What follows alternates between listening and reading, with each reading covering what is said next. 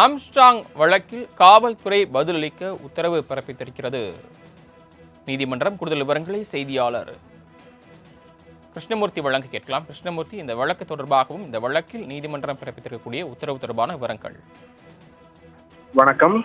பகுஜன் சமாஜ் கட்சி தலைவர் ஆம்ஸ்ட்ராங் கொலை வழக்கை சிபிஐக்கு மாற்ற கோரிய மனு குறித்து காவல்துறை பதிலளிக்க தற்போது சென்னை உயர்நீதிமன்றம் உத்தரவிட்டிருக்கிறது. பகுஜன் சமாஜ் கட்சியின் மாநில தலைவராக இருந்த ஆம்ஸ்ட்ராங் கடந்த ஆண்டு ஜூலை 5ஆம் தேதி தனது வீட்டின் அருகே வெட்டி கொல்லப்பட்டார். இந்த வழக்கில் இதுவரை 27 பேர் கைது செய்யப்பட்டு சிறையில் அடைக்கப்பட்டிருக்கிறார்கள்.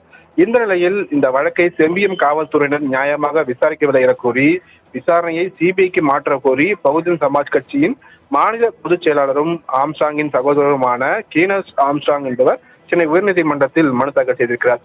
அதில் ஒரு தேசிய கட்சியின் மாநில தலைவராக இருந்த ஆம்ஸ்ட்ராங் கொலை வழக்கில் பல முக்கிய அரசியல் கட்சியினரின் தொடர்பு இருப்பதாக சந்தேகம் எழுந்து வரக்கூடிய நிலையில் மாநில காவல்துறை இந்த வழக்கை சுதந்திரமாக விசாரிக்க முடியாது என்று அந்த மனுவில் அவர் தெரிவித்திருக்கிறார். மேலும் இந்த கொலையில் தொடர்புடைய சம்போ செந்தில் மற்றும் மொட்டை கிருஷ்ணன் ஆகியோர் தொடர்ந்து தலைமறைவாக உள்ள நிலையில் அவர்களை கைது செய்வதற்கான முழுமையான நடவடிக்கைகளை காவல்துறை எடுக்கவில்லை என்பதால் விசாரணையை சிபிஐக்கு மாற்ற வேண்டும் என்று தெரிவித்திருக்கிறார்.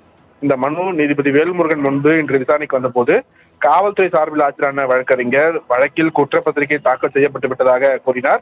மேலும் இதையடுத்து மனு குறித்து காவல்துறை பதிலளிக்குமாறு நீதிபதி உத்தரவிட்டிருக்கிறார். அப்போது மனுதாரர் தரப்பில் ஆஜரான வழக்கறிஞர் வழக்கில் கைது செய்யப்பட்டவர்கள் தங்களை விடுவிக்க கோரி மனு தாக்கல் செய்துள்ளதால் விசாரணை நீதிமன்ற விசாரணைக்கு தடை விதிக்க வேண்டும் எனவும் கேட்டுக்கொண்டார்கள்.